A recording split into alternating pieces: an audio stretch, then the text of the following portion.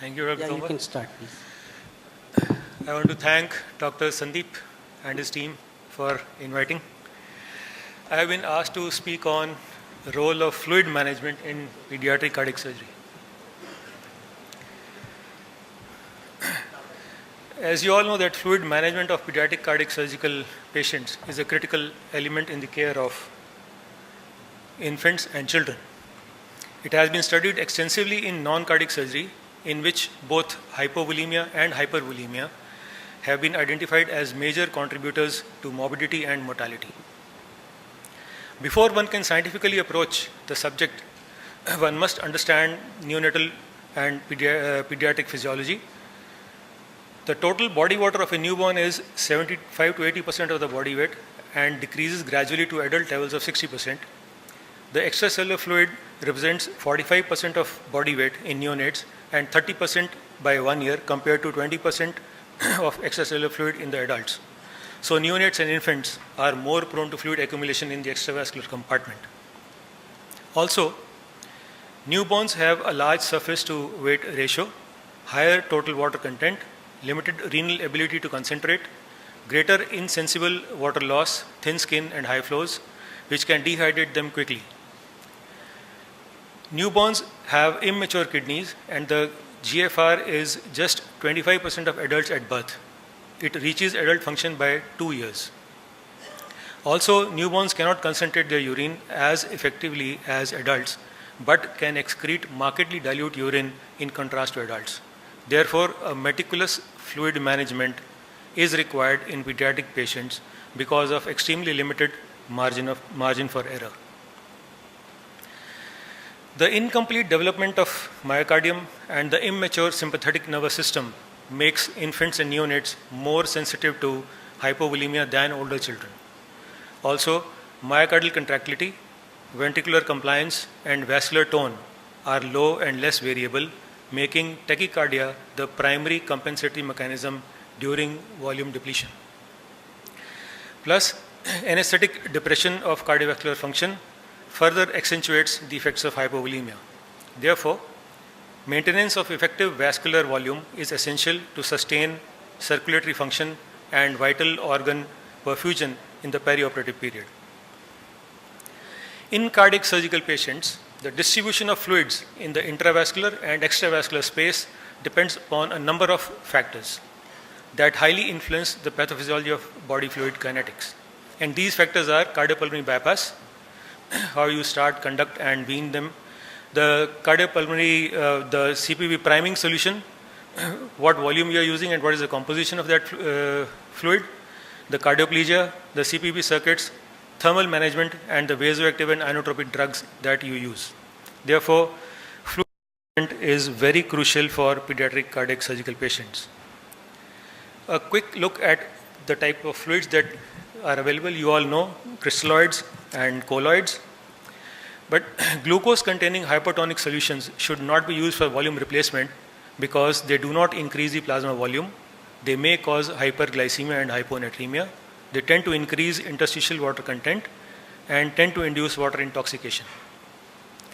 Dextrose containing solutions are only mandatory in preterm infants and those children who are on insulin. 0.9% sodium chloride and Ringer solution, they are isotonic, but because they do not have any direct effect on clotting, they remain in intravascular compartment for a short time. Large volumes of saline produce hyperchloremic metabolic acidosis, which is not seen with Ringer lactate. Also, large volumes can cause dilutional hypoalbuminemia, which reduces plasma oncotic pressure and shifts the fluid to extravascular compartment.